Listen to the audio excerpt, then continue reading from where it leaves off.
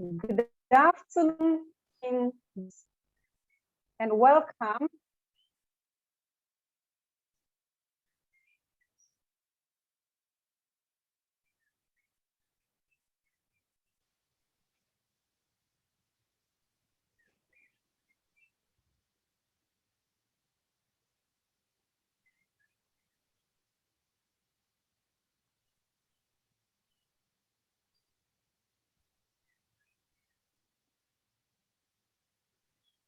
Okay, so I think we just lost our moderator. Is it just me or does anyone else hear Getty? I think we'll... Okay, so let's get going. Welcome, everyone. Hopefully Getty will be able to join us again. Welcome to this session all about visionary learning enabled by technology. Well, as we know, in many countries, technology has transformed education, and the pace of change has accelerated during 2020 and 2021. So what then are the opportunities and skills that will transform the life chances of blind and partially sighted learners? And how can we ensure that technology is truly enabling education and is not a distraction or worse, or waste of scarce resources? So this session, we'll hear how the ICEVI Visionary Learning Framework provides a simple model to place technology in a holistic context. We'll learn how ICT for inclusive education has helped to sustain the education of learners with visual impairment even during the pandemic, and how essential IT skills are integrated into the curriculum in South African schools. And we'll hear how a European NGO and a West African blindness organization are working together to transform access to learning and employment in a multi-year project. So let's move then to hear who we have as our panelists. And my name is Richard Orme. I work for the DAISY Consortium. I'm speaking to you today from the United Kingdom.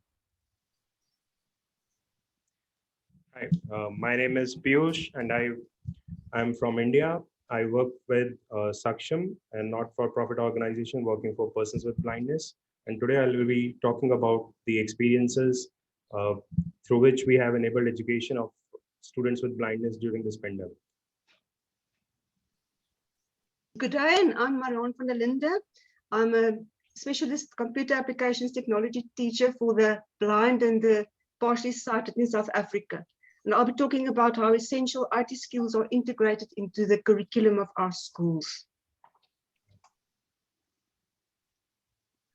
Hello everybody, my name is Nafisa Babu and I am the Director of Inclusive Education for Light for the World, and we are working with DAISY Consortium and ICVI and UNABIPAM in Burkina Faso to promote visionary learning for students with visual impairment in Ouagadougou, and I'm happy to share that experience with all of you today. My name is Dr. Homiar. I represent Benetech. Benetech runs the world's largest online library called Bookshare, and I look after Benetech's operations in the Asia and the Africa regions. Thank you, panel. Looking forward to your contributions. Well, this session is all about the visionary learning model of ICVI, which is a strategic partnerships together with the DAISY Consortium. So the first segment really is introducing the visionary learning model and where it came from. So this slide is all about the genesis of the initiative, and it has photographs of two very handsome gentlemen on it. One of these gentlemen is Lord Colin Lowe, president of ICEVI. And the second person featured is Gordon Brown, ex-Prime Minister of the United Kingdom and the United Nations Special Envoy on Global Education. And Lord Colin and the Right Honourable Gordon Brown were having a conversation in the House of Parliament in London one day. And what Gordon Brown said was that what ICEVI should really do is to develop a strategy which is signed up to by all of its members, that really is about the use of technology to support the education of people with visual impairment. This is something that he has observed as he looks around the world, as he works with blindness and low vision organizations in the UK and elsewhere. And so working together with many ICEVI members and specialist blindness organizations and international development agencies, we developed this module together. And we have a slide here which shows some of the organizations that contributed to this process. It includes the American Foundation for the Blind, Benetech, CBM, Light for the World, Enfe, Perkins, Visio, Sightsavers, and RNIB, amongst many others. And as I mentioned, this is a strategic partnership between ICEVI and the DAISY Consortium. So we look more broadly than only the members of ICEVI, and we look to some of the world's leading international organizations. And let's pick on some real themes that came through from some of their work in this area. So UNICEF, one of their statements is, for many children, assistive technology constitutes a necessary precondition for them to enjoy and practice their rights. Children's use of assistive technology can also contribute to preventing future poverty by enabling them to participate in education, a gateway to better income opportunities. So the statement here from UNICEF is all around the role of technology, equipment, assistive technology, also for learners with visual impairment and other disabilities. So here they're talking about the kit, the equipment. Next, we look to OECD, the Organization for Economic Cooperation and Development. And what they say is teaching digital skills is essential in this day and age, especially as many economic and social interactions require mastery of some digital skills. So OECD, they're talking about the skills, the learning, the digital literacy, if you like, the confidence with digital technologies. And so this is the second of these key themes. And the third we draw from UNESCO. And they say a couple of important statements here. One is that in countries with untrained teachers, the textbook becomes the most important, if not the only vehicle for the curriculum. And they go on to say, many countries in Asia base important school leaving and school promotion examinations entirely on textual recall from an established and prescribed textbook. The textbook thus assumes far wider importance in poorer countries than in more developed. And as we know, most of the world's blind and low vision people are in poorer countries. And so they really emphasize the important role of the textbook, of curriculum materials, of content in this whole framework. And so we come to the visionary learning model, and it emphasizes three main pillars: kit, confidence, and content. So what do we mean by this? Kit, a visually impaired learner might say, this is about a device I can use, because we know that once a child has access to reading and writing technology, a whole world of learning and opportunity opens up to them. And now this piece of equipment, we're not kind of suggesting one specific piece of equipment. This will need to be appropriate for the setting and for the learner.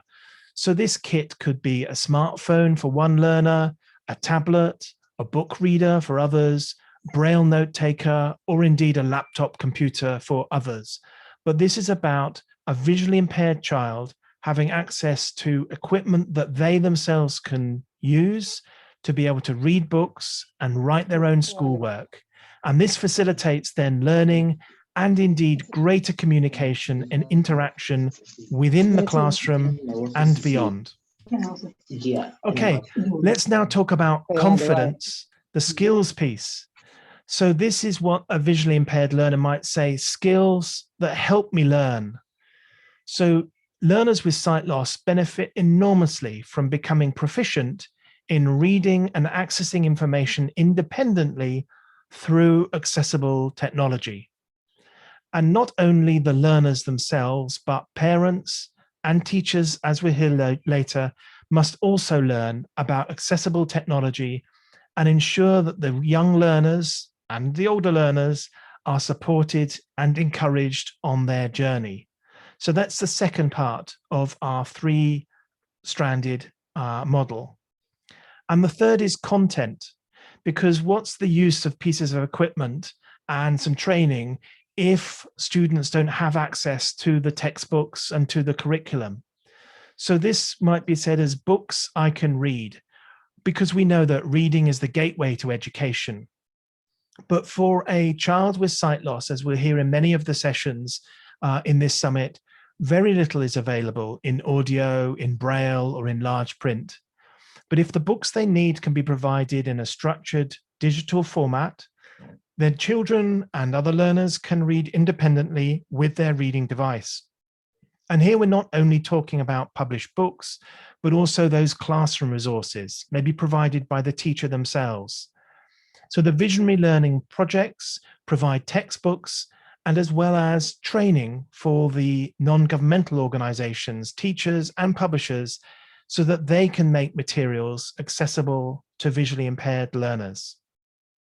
And also we need a suitable distribution mechanism so that students can get access to the books quickly and efficiently and other materials. And I hope Homia will speak a little bit more about this later.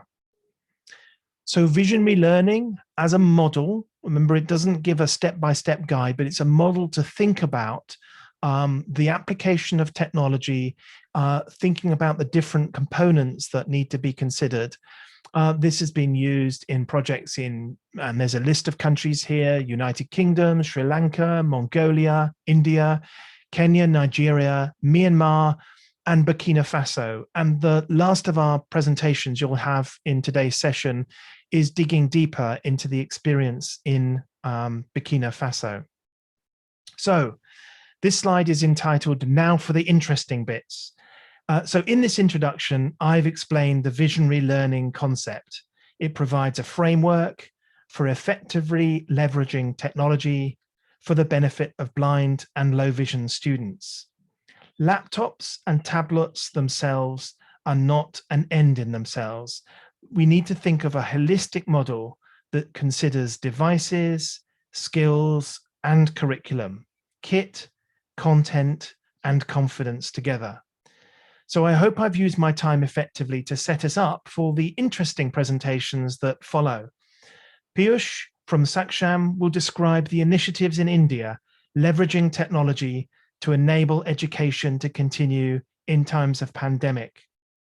And in discussions concerning education technology, often the voices of teachers and students themselves are not heard. So we will hear from Marianne, a specialist computer applications technology teacher for visually impaired learners, who will draw on her extensive experience in South Africa to make the case for teaching students digital skills. And some students themselves will convey the importance of technology for them through music and through spoken word. And finally, Nafisa Babu from Light for the World will present a multi-year, multi-agency initiative in Burkina Faso that demonstrates the visionary learning model in action. So now let's turn over to Piyush.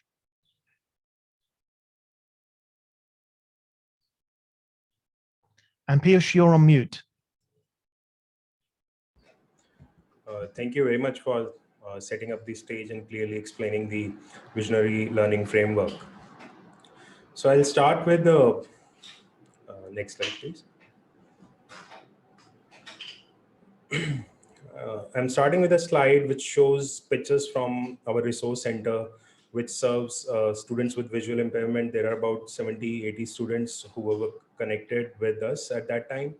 And over the period of,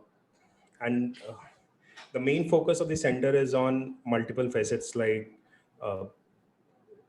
integrated education, inclusive learning, in programs for infant to toddlers, and so on. So all variations are there.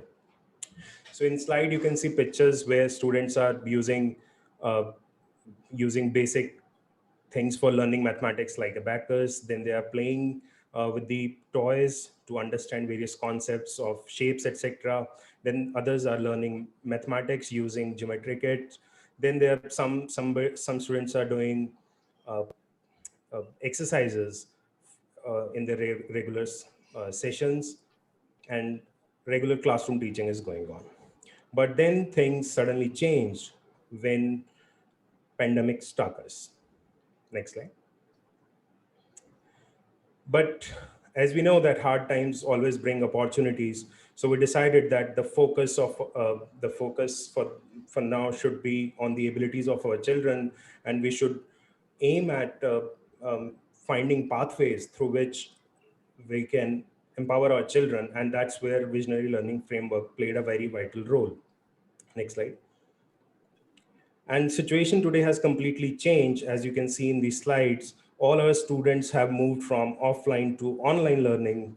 And in the first slide, students are going through a regular classroom teaching session. In the second slide, they are doing some plantation activity and teachers with the involvement of parents. In the third, they are learning mathematics with the Taylor frame. In the fourth image, it's a sensory class where parent is helping the child to brush his teeth.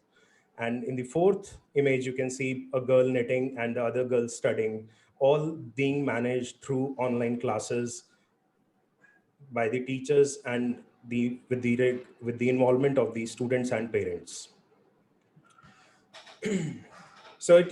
So how it happened? It happened because we focus on the verticals just shared before, like the kit content and the confidence. So I've used terms for the kit, we have assistive technology solutions and its access. For the content, you have accessible content creation and then how that is going to people. For the confidence, it's important that the first teachers as well as parents should be aware of the various solutions, and second, they should have appropriate skills to make use of these solutions.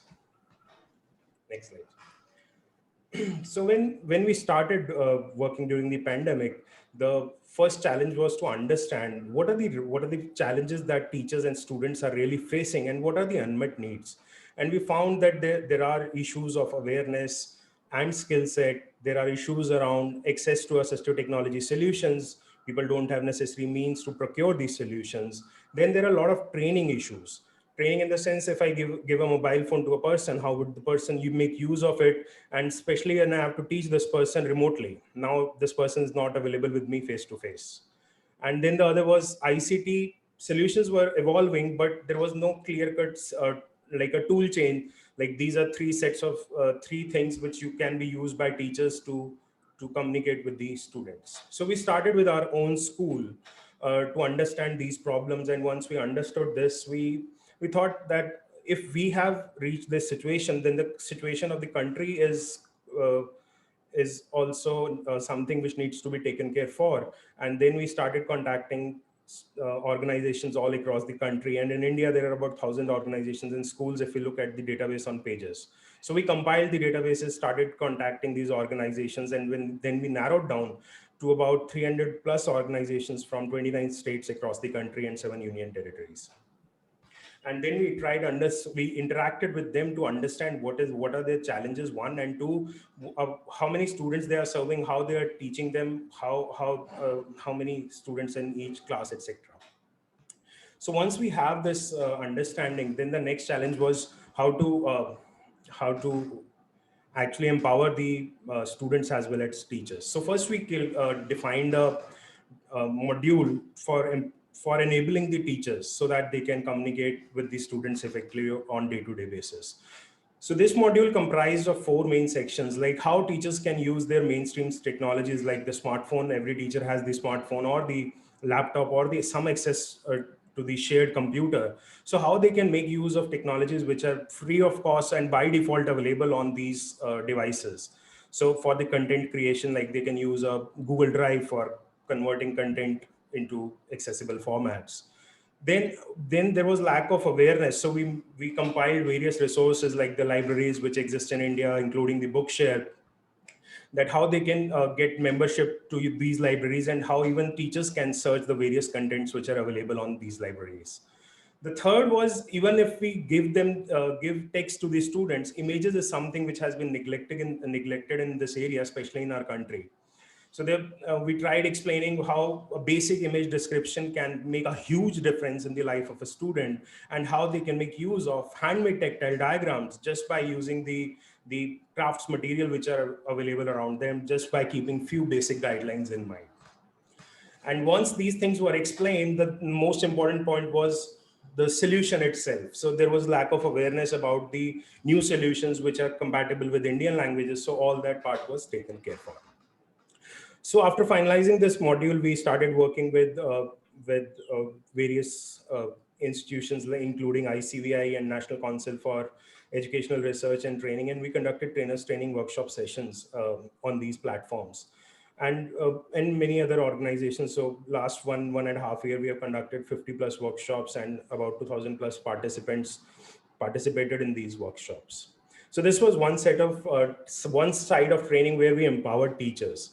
The other challenge was the users themselves. So like, how can I ensure the training at scale for the end users? Suppose a child is trying to use a smartphone for his day-to-day basis learning, then there are different stages. So somebody is exploring the phone for the first time, but the other one just wants to understand how I can use my smartphone as a reading or a writing device. So we started creating online modules, and we found that it's important, just like sighted students, there is a preference. Like if I have a printed book in my hand, I feel more comfortable with it. So similarly, we started creating online modules where you can go through the videos at your own preference, but at the same time, the entire thing is compiled into a single accessible content, which is available to you in the form of e-text or the large print or the braille format. All formats are available, and necessary tactile diagrams were integrated into these modules to enhance the experience of the learner. Finally, we also found that during this pandemic, so children have become lonely. So they are at their homes. It's very important that we involve them. And the best way to involve a child is to play with the child. And that's where the play-based approach or the ludic design approach is very, very important. And we started focusing on how computational thinking skills and numeracy skills can be taught just by using simple games, which can be playing with counting basis on some pulses, or it can be play cards, which can be used to taught concepts of numbers, etc. Next. So once this part was taken care for, the next stage was everything cannot be done by an individual teacher or a student. So that's where the role of, that's where services become really important. And in this services, the importance is how we can create accessible content for the school students and the college students at a scale and in a short span of time, so that by the time the content starts in the classroom, the child already has access to that. So we worked on 3 verticals here. The first one was the platform itself called Accessital. Then we have an online national library called Sugamya Pustakalaya. And third dimension was tactile diagrams. Next slide. So Accessible is a simple solution. It's a software kind of thing which has a front web-based interface, and it uses Google OCR in the backend. And it basically provides you a mechanism to work with multiple people at the same time, so that content can be created efficiently and quickly with the support of volunteers and the multiple organizations. So it's necessary you take a soft copy of a document or a hard copy, you scan it, then you OCR it. Once it is OCR, then volunteers work on formatting the files, and once the formatting is done, then you compile it back and then send it to the online library for uploading, so that anybody can use that. So the advantage here is of using a platform like this, because in India, our challenge was the regional languages. So we wanted that the content in all regional languages should be converted. There should be a provision for that. So that's why this Accessible platform helped us a lot during this pandemic. Thank you. Next. So second aspect is the National Online Library, which is a result of a consortium of more than 80 content creator and distributor organizations all across the country. It's not something new. It's something that we have been working on for the last so many years as a DAISY Forum of India. But during pandemic, we found that with the spread of awareness, we were able to give a ready-to-use solution to the teachers and the students all across the country. And we found that the utilization of such a platform improved by about 3 times during this pandemic. Next slide. So on one side, text is made available through these libraries, and then image books. We started working on writing effective image descriptions. But at the same time, there are things which cannot be understood without the diagrams. So on one side, teachers will create the handmade diagrams, but on the other side, we wanted a solution which is scalable and affordable also. So we produce on one like science and mathematics textbooks, like geography books, etc., which have a lot of diagram based concepts. And but during pandemic, another thing came out, like it's very important, like till now what was happening, you are in a classroom, your teacher has handmade models and they can be shared, teacher shares those models and explains the concept to you. Now that possibility is gone. So what is required is, even for the basic concepts, even if I'm teaching an English Braille alphabet, how that alphabet looks like, it's very difficult to explain when I'm doing that remotely. So that's where we focus on very basic concepts also, so that we can give activity-based things to the students. Next slide. So we developed very, very simple books, like a coloring book where you can color the things and enhance your tactile perception skills. You have English alphabets learning, all those variety, including the computer learning and the maps of world, India, etc. Next slide. But we found that despite of all this, the affordability is still an issue, and the many times the requirements of teachers are very small. But if they get the right thing at the right time, then it can make a huge difference. So that's where we started a service of tactile graphics, where teacher can just click a picture, even if they want one diagram and 10 copies of that diagram, they just give us the addresses, and we prepare the diagrams, convert them into tactile form, and then just dispatch to the homes of the student. So that way things reach students in a timely manner and enable the teachers also. So that was part of access creation, or the content part of the visionary learning framework.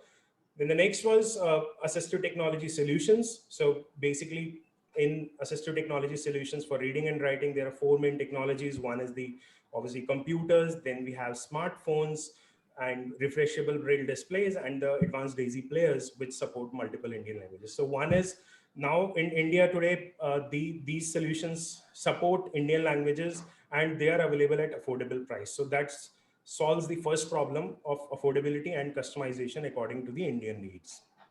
Next slide.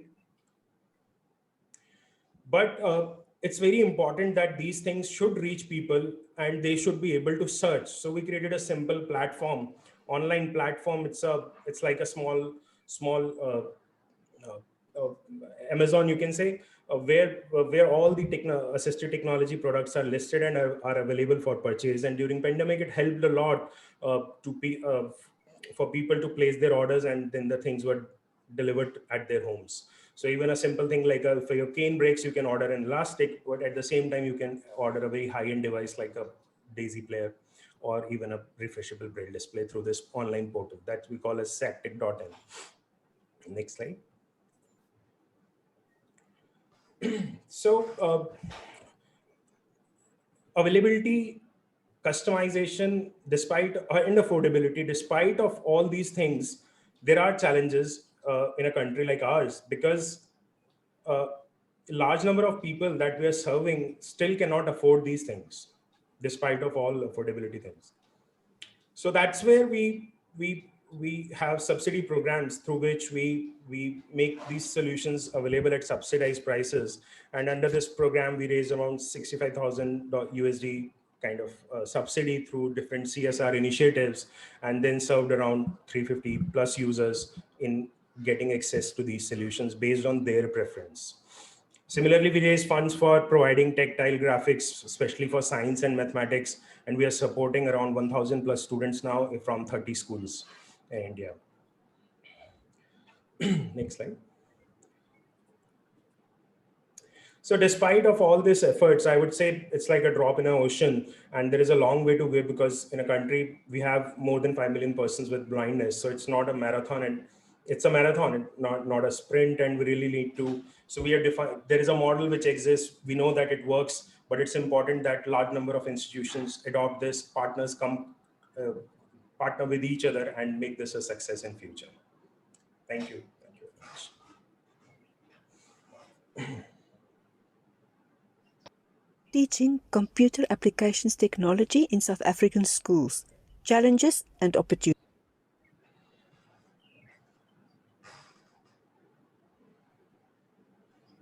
Computer applications technology. CAT. MS Office Suite and web page design. Access, gateway for opportunities, visually disturbed, stored possibilities, negativity to positivity. Life ain't fair, but you ain't getting a penalty. Not all referees care about disability, so our preference is to be independent. Excel stands for excellence. Hey Word, create your own document. Work, smartphones and devices merge. Calculations with the functions. PowerPoint for presentation, web page for information. Technology is life.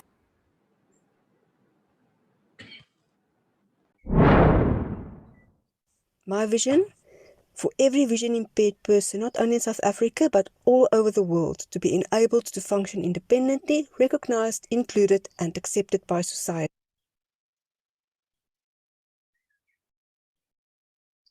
Computer applications technology is a very important subject, especially to these learners, because technology is life. I call it the bread and butter subject because a student can walk straight out of school into a job because they are empowered, they're full of confidence, they've gained these skills, they can do any job a normal sighted person can do. Computer applications technology forms part of the curriculum in South African schools and is offered as an elective subject in the last 3 years of a learner school career. It consists of 2 components, practical and theoretical, and of course these students find the practical very, very challenging.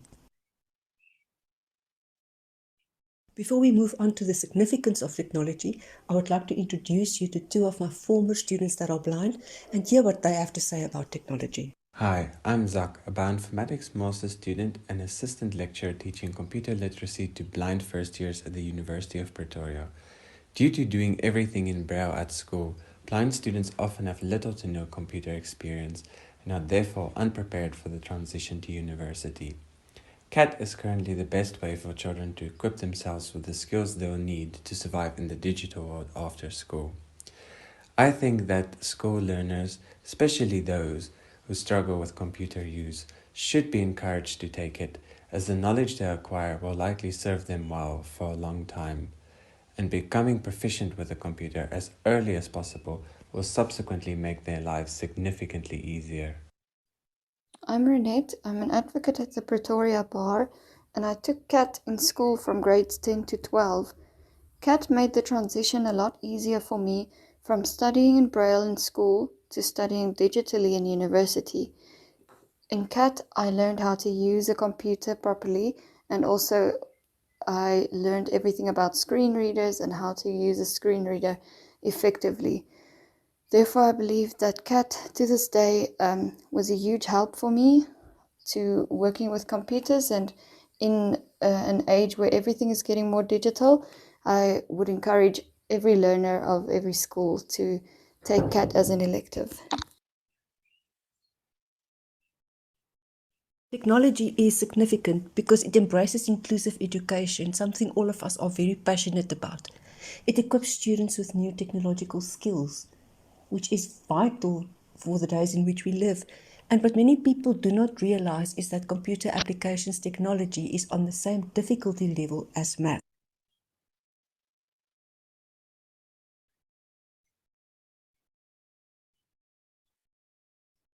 Of course, there are challenges in teaching the vision impaired. Bureaucracy, for example. All of us can associate with the impediments that bureaucracy, geared towards the seeing individual, has sedimented over time, frustrating the path of vision impaired students and individuals in general.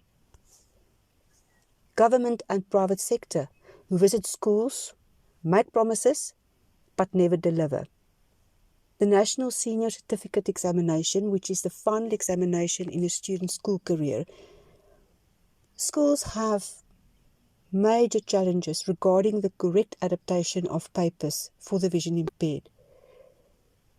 It's a huge task to get the authorities, chief moderators, mainstream teachers to understand that the adapting of a paper is not just simply taking an A4 paper, enlarging it to A3, or taking a paper and printing it out in Braille. In computer applications technology, it was a journey and battle of 5 years for me to get the authorities to provide the practical and theoretical paper in electronic format. Assistive devices is a huge challenge in our schools, as the latest devices are most of the time not available because they are expensive and funding is not always. Opportunities. Technology opens double doors to the vision impaired, especially when it comes to career options. Suddenly there's a much wider variety to choose from, especially in the field of IT. No limitations to specific jobs anymore. I'm excited about online learning because during lockdown, when schools were closed, most schools were compelled to use WhatsApp for online classes, as the vast majority of our students do not have access to technology and the internet. And I was in a real predicament because how would I teach practical content of such a challenging nature via WhatsApp? And then I got an idea. I would, whilst busy with the lesson, take a screenshot of my mouse click, post it, describe the screenshot to the blind whilst the partially sighted viewed it, and then moved on to the next step. And it worked brilliantly because it resulted in 100% pass rate at the end of last year in the National Senior Certificate Examination. Then it dawned on me, with the necessary tools such as screen sharing software, for example Discord, Google Classroom, YouTube streaming, I can teach internationally and empower so many more vision impaired people to excel in life.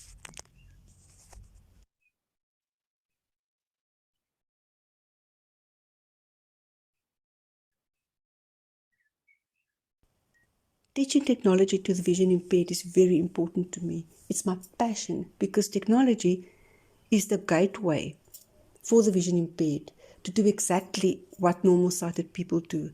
It builds their confidence and it refines their skills and it provides tools to empower them, especially prepare them for the professional world.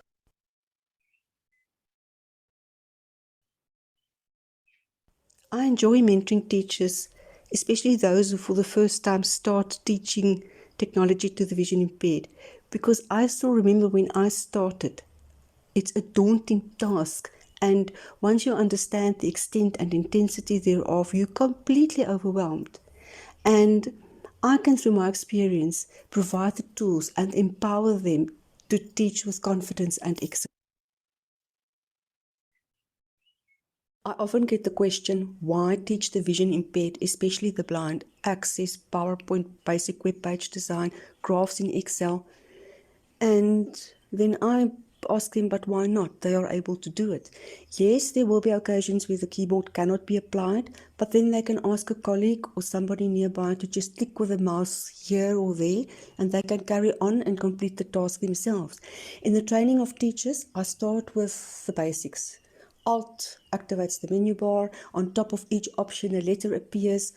Type the letter, use your arrow keys to go into the sub options, tab, spacebar, enter, etc., etc., etc. What do I want to achieve? What are my goals? I want to train and mentor teachers to teach technology to the vision impaired, and I would love to not only teach technology to the vision impaired, but to people with disabilities in general. Next is a short video clip which illustrates how a qualified teacher assists learners in doing a specific task. Mornay created a worksheet on climate data. and afterwards he compiled or inserted a column graph. He would like to insert an image in the green bars. Now, sir, he cannot do that without using the mouse. Would you please select the green bars for him? Okay, Monet, it's all set. Blank tab 4.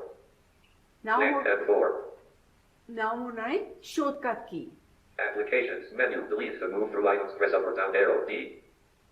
F for format. F. Leaving menus, series options button checked to activate, press spacebar. Shift and tab once. Series options button selected, navigate with left and right, up and down arrow keys. Left arrow twice. Fill effects button, navigate with, fill and line button, navigate with left and right, up and down arrow keys. Then P for picture.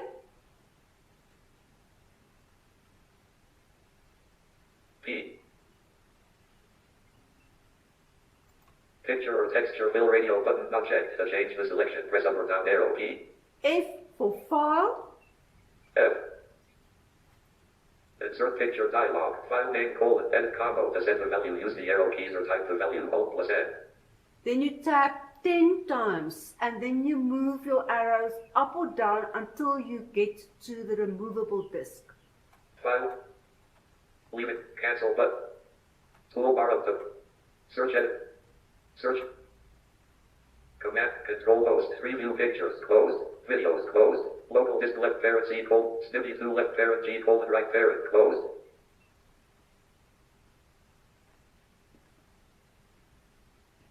Enter. GR07 Snippy. Shell folder view. Explorer pane. Folder layout pane. Shell folder view. Items view list box. Evidence. Then you move your cursor to oefeninge. Enter on oefeninge. Move your cursor to Enter. the image Shell folder and view. enter. Items view list box. climatedata.commonwealth.jpg. Enter. File ... button to activate. Press spacebar F. And see, there is the picture in the bar. Kathy is busy with a web page. She designed it on the Commonwealth Games. She would like to insert an image in the middle of the page above the bulleted list. And she wants to insert it now. Kathy, you start with your opening tag, which is the smaller than sign. Less. And then you type center. Remember that we use the American spelling, so it's not R-E, it's E-R. C-E-N-T-E-R. Close your tag, that's Greater. the greater than sign. Opening tag for the image, IMG for Less. image, I-N-N-F-G. space, Space. SRC for source, S-E-E-R-C. because we want to go fetch the image now where it is saved. Equals, Equals. and the path where the image is quotes, Quote. Commonwealth is the name of the image, O-N-N-O-N-W-E-R-R-E-E-A-L-T-H. dot JPEG, JPG. Period. J-P-G. Close your quotes, Vertical bar. close your tag, Vertical bar. Quote. and now we Greater. want to close the center tag. So it's open tag / center, close your tag. / C-E-N-T-E-R. Greater. And the results. Commonwealth Games image inserted. My students came up with the following. This is what they have to say. Getting technology. Together we'll make the world see us, even if we can't always see it. Thank you to my students. Here are my contact details. +27 67 188 0390 marvdl@absamail.co.za. Dankie, thank you.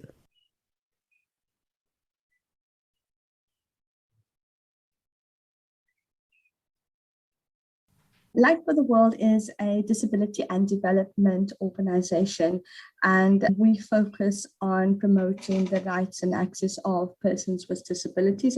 We focus predominantly in sub-Saharan Africa, in countries such as Burkina Faso, Ethiopia, South Sudan, Mozambique. So those are particularly low-income countries. I am speaking today from Cape Town, South Africa, but our headquarters is in Vienna, Austria, and we have country offices in several sub-Saharan African countries, including Burkina Faso, Ethiopia, and Mozambique. My name is Philippe Compaoré. I'm speaking from Burkina Faso. So there is the book famine for students at primary, post-primary, secondary, and university. So this book famine don't help the students to access to the higher level of education. So most of them drop out because they can't access books mainly from the post-primary up to university. So we got the chance to meet a DAISY consortium member experts, and we start to working together to make pedagogical resources access to students with visually impaired. We are collaborating to really make things happen in Burkina Faso. This is one of the things about this project that I think is super exciting.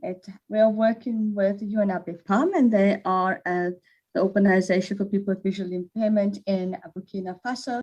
We also work with the Ministry of Education in Burkina Faso on this, and we have their support around this program too. Through the DAISY Consortium, we've been able to get amazing technical support from consultants in India and France. They provide us great technical expertise during the scoping and also now the implementation of the project. So this program has been an amazing collaborative effort of many organizations across the world to ensuring visionary learning for students with visual impairment. We reinforce the UNABPAM Transcription Center in materials to make it fully functional and make it an accessible publisher center. We will produce around 500 textbooks in accessible format as well. We have started during the lockdown due to COVID to produce these textbooks in accessible format for the students so that would easily prepare the exam. And this was very helpful for them.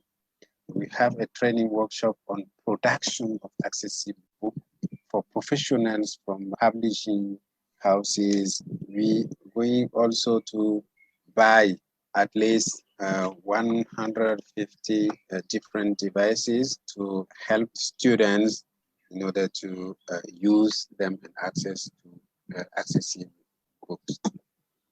We will produce an awareness-raising documentary film on the use of accessible digital technologies. We will create and distribute an online library on accessible titles. Also set up a powerful broadband access hub so that students, teachers, parents, and people with disabilities can easily access reading materials online.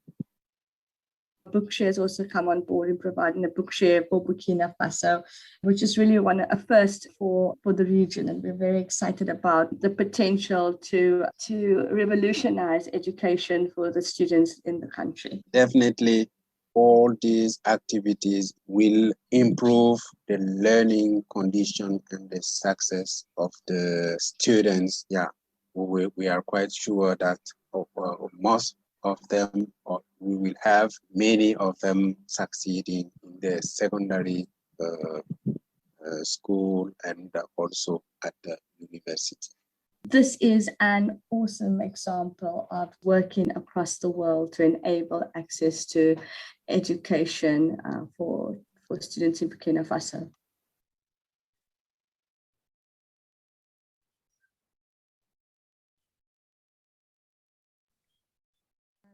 Hello everyone. I'm pleased you got a chance to listen to my fantastic colleague Philippe from Burkina Faso, who is unable to join this evening. But I want to share with you some of the, just give you a picture of what was in Burkina Faso before this project started. This is a picture of the library in Burkina Faso at the Aja school. And this is a school that's an inclusive resource center started by people with visual impairment in the country who have an extraordinary vision of making sure that children who are blind and partially sighted are actually included in their regular schools, in their neighborhood schools, in their villages. So this is a library at the resource center school. You can see hardly any books. It's really sad. Nothing in the they don't have access to the latest novels or children's books, and most of the time the books there are limited to those on religious studies. Next slide, please. You know, the school is really a fantastic school. They have a dedicated team that are working at a transcription center, and at this transcription center for many years, they were basically transcribing notes from teachers, tests from hundreds of students, can I add, all manually. And they had very outdated equipment. And what we did with the DAISY Consortium and other partners was also provide more and ABC was to provide some great latest equipment that will help them to convert text into Braille and audio formats far more proficiently. And that means, like Philippe mentioned, a lot of training has been happening.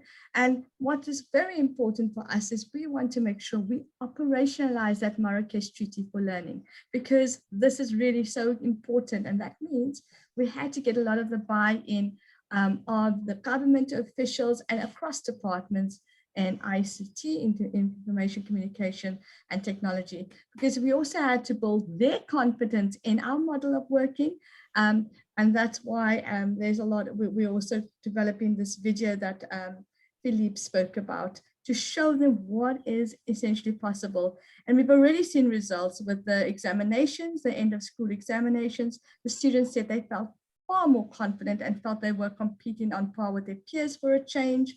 And they are really excited about the potential of using the technology that was never available to them previously. Yes, so it is a multi-pronged project looking at kit, confidence, and content. And it's also a multi-agency project. And I think that's what really makes it rich and successful. So here's another picture of the students in their classrooms. That's for the early year classroom, and they have a really great approach that the students learn to use Braille, use technology in the first 3 years of their schooling, and then move on to go to their village schools or to inclusive schools in their neighborhoods. The students at UNWPOM, just to add, do not stay in boarding schools, but rather with host families. This is a young lady, one of the secondary students using an Evo. Yes, they've received lots of Evos, which is exciting, and training in how to use that. So the examination exercise books were on there, and that's really fantastic. It's the first time it's ever been produced in audio, and the students could therefore study during the COVID lockdowns. Is there another picture, Richard? Yes, there's some more pictures of students using both the slate and stylus and the Evo. And I think this is important to remember that it's not necessarily one set of equipment or one kit that will be useful. We're looking at an array of different technologies, as well as the Orbit reader that the students will be using, because they should have access to multiple devices. And we're also looking at solar chargers for these devices, and thinking through potential solutions for stumbling blocks that are often encountered in very rural and low resource settings. But the idea is there that the young people are very excited about working together. We're getting a lot of help from also Kilimanjaro organization in Kenya. There's a great impetus to get things going and working. And we believe in the power of the people there and the young people who will be champions in technology, and will be training them up to do so. But we also recognize that these things take time. right? We have multiple people, but these things take time to get children used to using the technology, train up the teachers as well, and the people working in the authorized and interaudital center for transcription. But we're committed to doing a great project. And as more investment comes in, we will be building different caveats and phases of the project. And just to add, the idea of this project started at Africa Forum in 2016, 2015. And it was a conference similar to this conference here, and we hope to encourage more initiatives similar to this. And our vision is that this project will go from strength to strength with the great investment that is lined up also from Benetech to create its first book cloud for Burkina Faso. And we're also looking at other languages such as More, to other local languages. And I'm also very excited to hear about from our colleague in India about using more local languages in their local language content, because this is really key for learning and the future. So assistive technology applies to universal design for learning. It's a massive enabler for education. And like Lydia also said, there's so much potential out there, and this is a way to harness it. Thank you. Nafisa, thank you so much for that. And thank you to all of our panelists who prepared our presentations and described the situation in their countries. Getty, I believe you're back with us. I think you joined us soon after we started the presentations. It's a shame we lost you. So Getty, I wonder if you're live and if you have any comments as our moderator before we turn to questions.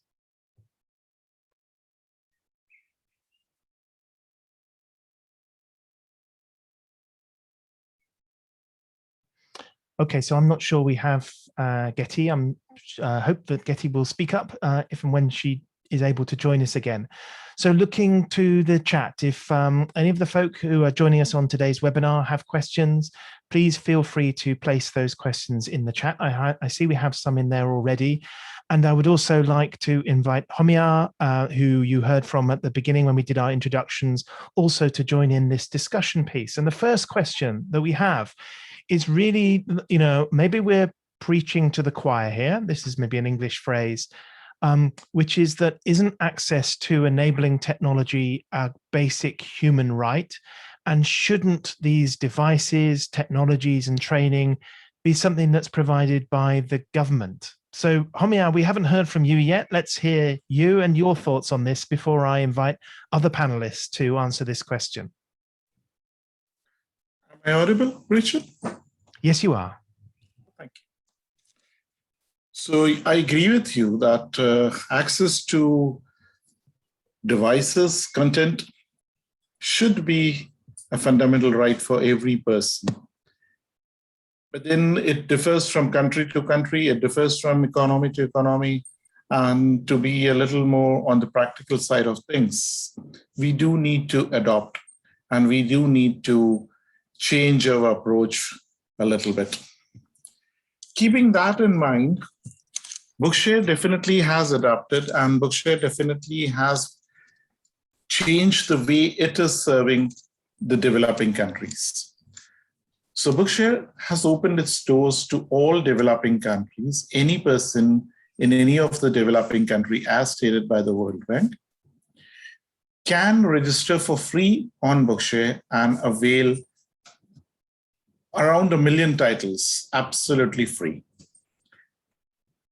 To make ourselves sustainable, we do not give the free membership to everybody in all countries. As I said, if you come from a middle-income country, a high-income country, in that case, you might pay a little fee as an annual token for us to keep our services running. As our panelists were mentioning, in many countries like India, the government does its bit, and many persons with visual impairment are being distributed with assistive devices. And especially in today's age where the smartphone has revolutionized the way we read and write, smartphones are being distributed more and more by the government under a subsidy or entirely free to many, many visually impaired people. The challenge here is, after receiving these devices, as Piyush mentioned at the very beginning, we need to empower these recipients of these devices, train them in the use of these devices, and then connect them to services like Bookshare, and in case of India, with the Sugamya library, to avail content on these devices. Back to you, Richard. Thank you, Homia. It's coming back to you. Jill's original question was about, rights. Should the government not be paying for devices and so on? But Miguel has a specific question to you, which is around, does access to Bookshare cost in Latin America? And if it does cost in Latin America, how come it's free for a student in the US, but not to a student in Latin America? It's a great question, and I repeat, if you're in Latin America, if you come from a developing country, as per World Bank status, then Bookshare is free for you. Probably this information is very recent and has not reached you in your country. So if you come from a developing country, if you come from a third world country, anywhere, not just Latin America, it could be Asia, it could be Africa, it could be in Latin America, Bookshare services are free for you. Even in the US government pays Bookshare for us to provide its services to all print disabled people within the US. Any student within the US can access Bookshare for free, but ultimately it's the government who's paying us. So it's not free. It's the government who's is taking up the bill and is allowing their students to do it. But for developing countries, Bookshare has taken up this responsibility and is offering its vast resources entirely for free. Yeah, thank you for telling us that. And so if you didn't know this, then you heard it here first at the World Blindness Summit. That great news about Bookshare being available to eligible people who are in certain countries with low resources. Thank you for that. Nafisa, I'm coming to you now, to this question of just we heard from Philippe, I think he was explaining how some devices are made available to over 150 individuals there in Burkina Faso. There are many more blind and low vision students, I'm sure. How can equipment be funded so that they are able to get access to it? Should the government be paying? Should someone else be paying? What are your thoughts on this? Maybe this human rights question. Thank you, Richard. In reality, ideally we'd like governments to be paying for this technology because they are quite expensive for individuals in very low income countries to afford this, right? But there's a way, but we have to also play our part and do the advocacy work and education around that. And that means creating evidence also around that this actually really helps and benefits students with disabilities and teaching. And so that's really one thing. And the benefits extend beyond just a child who is blind, but also children with print disabilities. So that advocacy is key, because we also need to make sure that they are budgeted for in education sector plans. And I think what happened with the COVID pandemic, there's been a greater realization of the value of EdTech in learning. And there's been the EdTech hub has been created by the World Bank and the UK government to look at research and evidence around this. So I think that it's really, there's momentum in the sector. And so we need to make sure they're in budgets, in the procurement list, that people understand the value. And what is a wonderful opportunity coming up soon, that the Global Education Monitoring Report will focus on a technology in 2022. And I think it's really important that we emphasize the value of technology for students who are blind, so that more donors will also make sure that they include people with disabilities, and particularly students who are blind, in technology initiatives for education moving forward. Thank you, Nafisa. Piyush, I'm coming to you next. So one of the things that has been learned and commented quite a lot in the pandemic, I think probably in every country, is how things have gone online, how everyone is maybe making use of technology. So where students, whether they are disabled or non-disabled, are using technology, the cost that we might consider is the additional cost for someone with blindness and low vision. And you mentioned in your presentation that some of these solutions are in fact free open source software. Could you tell us a little bit more about that? Yeah, so I was talking about the when we take these sessions, we talk about solutions on computer and smartphone mainly. Like on computer, if I'm talking about the reading writing thing, a tool for reading. So Thorium Reader has come out very nicely in the last one and a half year, and it's free, and everybody can just use this software for extensively reading books. Even as a sighted person, I use it for reading all my EPUB books, so that helps a lot. Similarly on smartphone, there are Android apps and iOS apps also. Like in India, we have a Simply Reading app, which is free for all the students and free for anybody who wants to read and write, and it's directly connected to our national library. And student can or any person who has the membership can use that. Another, like similarly, there are apps for doing OCR, like a Kibo app is there, and many things we keep on developing also as per the need. And these solutions actually play a very vital role in ensuring that students have the right solution for learning.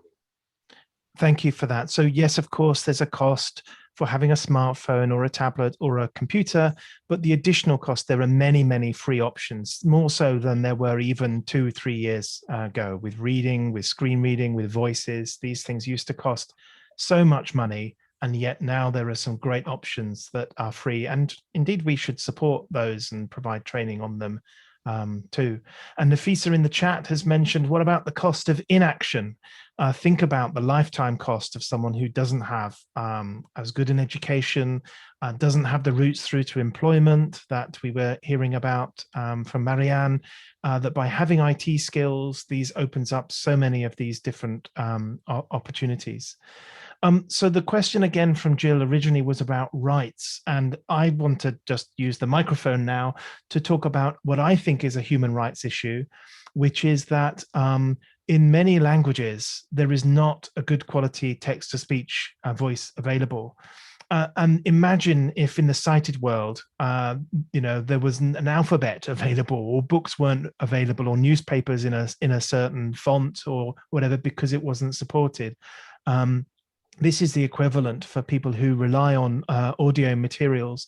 If you have a very, very poor quality voice, then you're limited then to maybe human voice recording, which just drops pushes the cost right up and reduces the volume that's available, makes it so hard maybe for a school teacher or a publisher to make their materials available. I think this is a human rights issue that also we need to address, because of course, people have the right to study their education in their mother tongue. And if they can't read those books in audio using text-to-speech, then that is a big technology gap right there. So great, that's wonderful. Now we have an attendee with a hand up. This is Joseph, and so I just invite our technical support to see whether there is a verbal question coming in before we move to the next topic. Let's see. What is probably happening now is Joseph is getting a message to say, "Can you unmute?" If we don't hear anything, then we'll move to the next piece.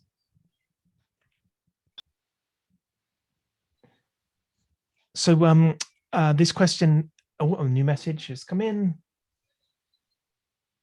Yeah, so Joseph, you have permission to unmute your microphone if you have a question for us. It's okay if the hand is up by mistake. We will just move on. Okay, so let's then move on from the question of cost and human rights to this really, really critical issue of skills acquisition. And Piyush, you talked about, coaching people and all of that big project you did to put together resources and so on. Marian, I'd love to hear more about your experience of going online with your teaching, and you gave an explanation of how that worked, integrating both with students who with low vision and with blind, and you see the opportunity here that people don't need to be in the same room or even in the same country. Tell us a little bit more about your thoughts there. Yeah. So one is I'll talk about the teachers. So one main learning from this entire experience is that majority of teachers believe that accessibility and the content creation is a job of somebody who is a very techie or a very specialist guy who has understanding of accessibility. They don't understand that it's very basic, and it needs to be told in a very simplified manner that this is not rocket science. This is something very, very basic. And if you start incorporating this, this will not only help the visually impaired students, but it will also help you enhance your productivity on day-to-day basis. So that was very important thing that we learned, and we ensured that in every workshop we emphasize that this is something very, very simple. Just do basic things and everything gets sorted. So that was one. Second is with these students. So with these students, we found that it's always a great experience working with students, and explaining a technology, if you put that in the right perspective, and if you add playfulness to that activity, then the learning becomes very fast. So if we want to bring, for example, the tactile book example I'll take. So this was the first time the students of class 1 or class 2 are getting, we shipped a coloring book to them. Basically, coloring book has the embossed lines and the textured in different areas so that students can understand different things. So this was the first time they were doing the coloring activity. But to explain this thing was very, very simple, and it took one hour session to get them on with the coloring, and the results were so amazing that even a totally blind child was able to color and follow the textures, and that solves a bigger problem in the long run, that once they reach a certain stage where they have to handle complex diagrams, then it will be a by default thing for them. So that's how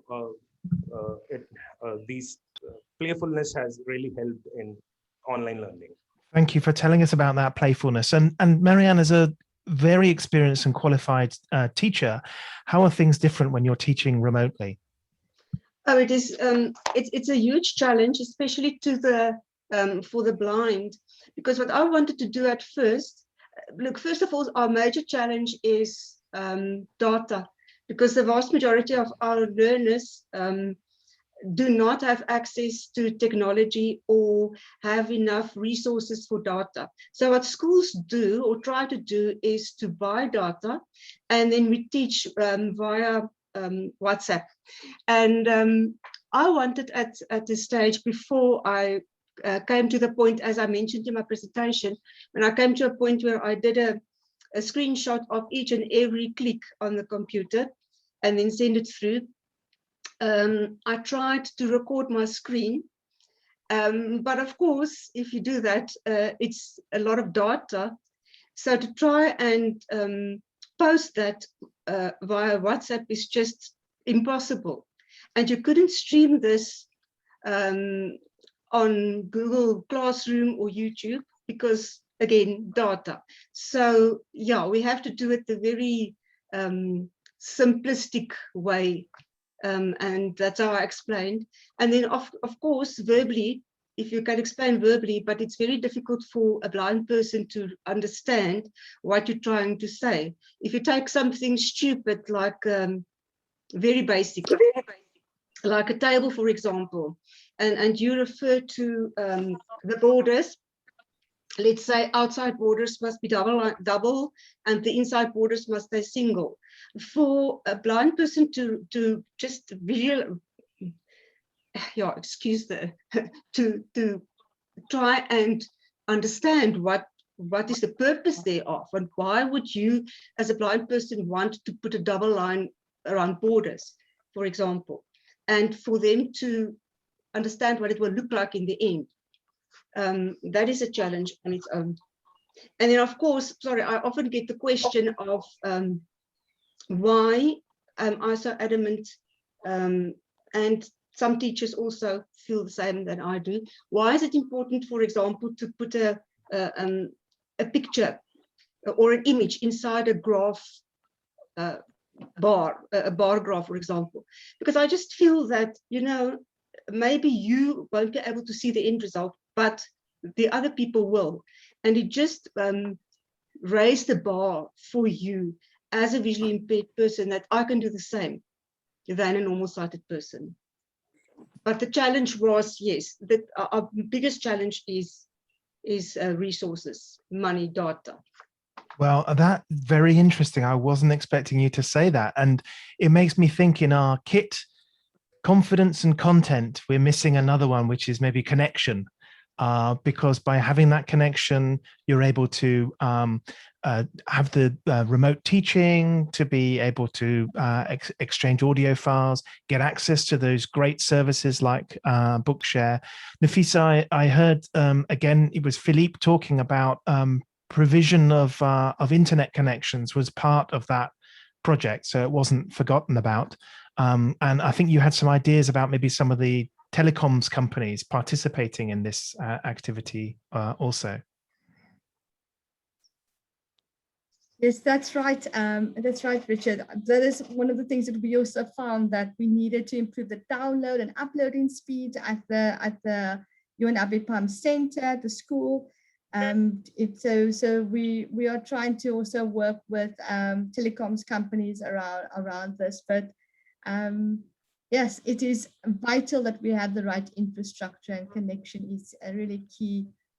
And we see it all around the world with EdTech solutions. So maybe we need to add to the visionary learning model.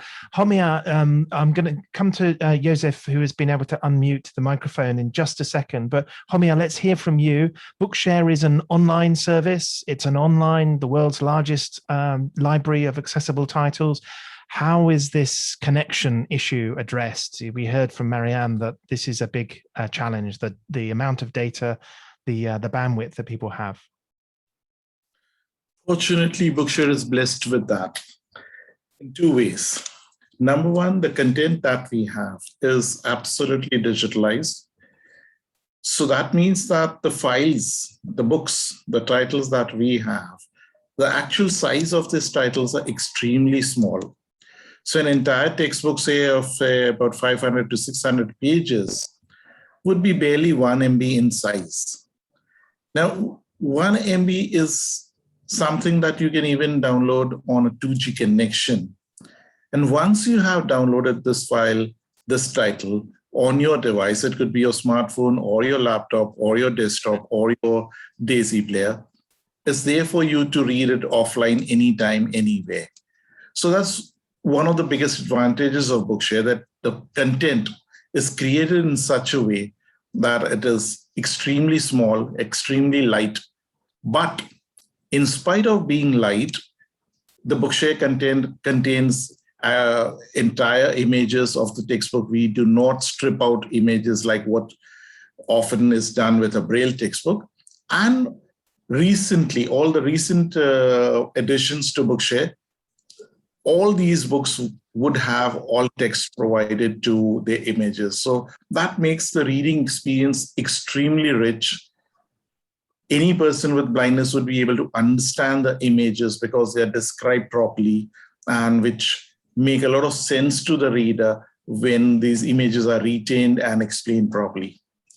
And I guess that alt text is also available if you're reading with a Braille display, like the Orbit. Absolutely. I was just coming to that. So even if you're reading with a Braille display, the alt text is retained. The image might be stripped off, but the alt text which is embedded behind the image will be remained. And coming to countries like India, which are again blessed in another way, where we have data connection costs, probably one of the cheapest data in the world. So in India, with the excess of digital technology, with the advancement in smartphones, availability and affordability going cheaper and cheaper, people are getting more hands on their smartphones. even the data is getting cheaper and cheaper. So especially in countries like India, nobody complains about data. But I understand it's not everywhere that data is so cheap. Absolutely. And we know of a project that is providing electronic access to textbooks for blind students. And here the titles are loaded onto devices, and then they get to the schools and to the students on the back of a motorbike because there is an internet connection.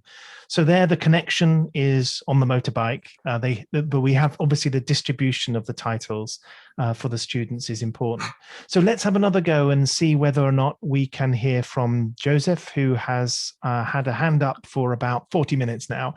Joseph, do we hear you? Yes. Good evening.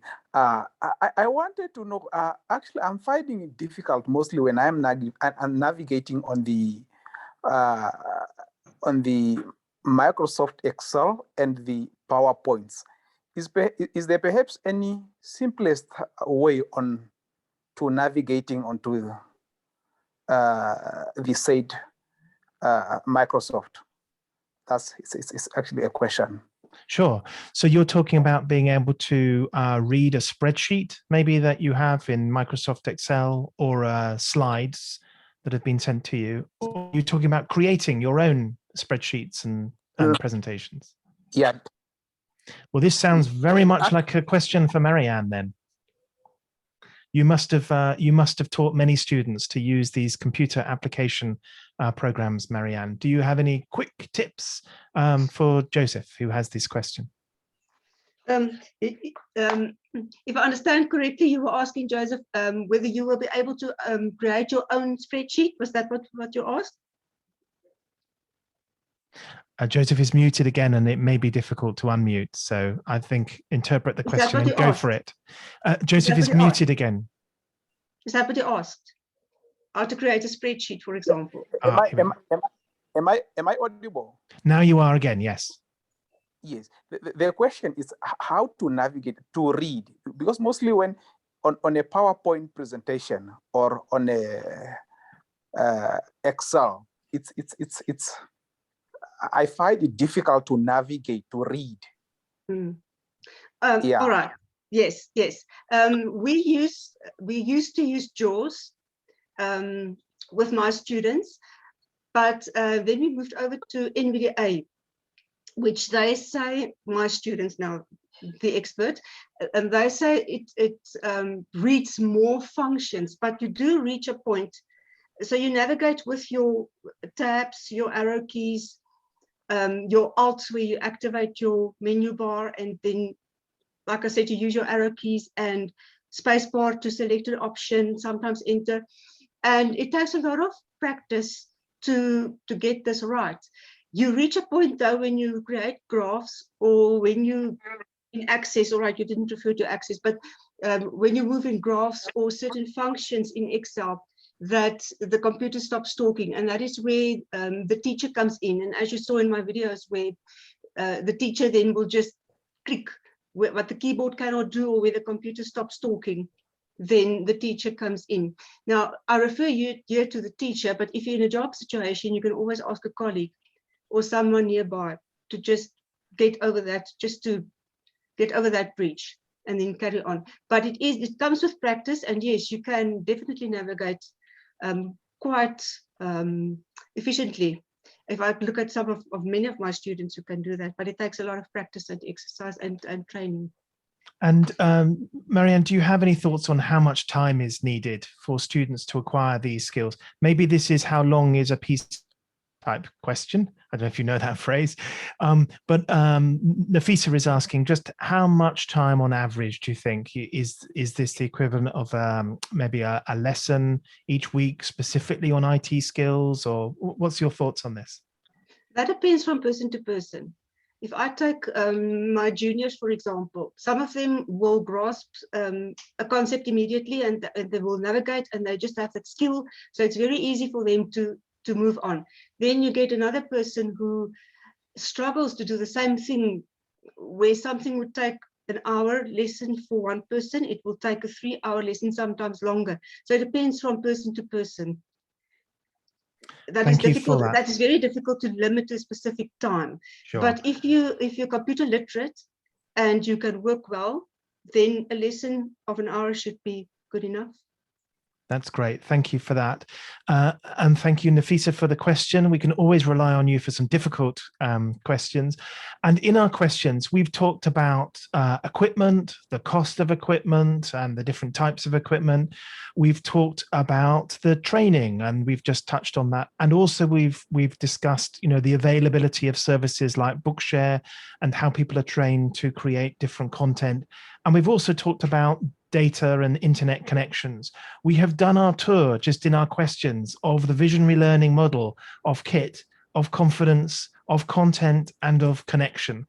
I hope that you found this an interesting session. I'm really sorry that we lost Getty, our moderator, because I know she would be summing up this session so well and drawing out some really key learning points. But without Getty, I'm afraid that's on you. I hope you take away something useful and interesting from this this session. We're at the end of the time now, but please feel free to reach out to any of our panelists with further questions and enjoy the other sessions in the World Blindness Summit. Thank you for picking this session and have a great rest of your day. Goodbye. Thank you. Thank you, Richard. And thanks, Marianne. And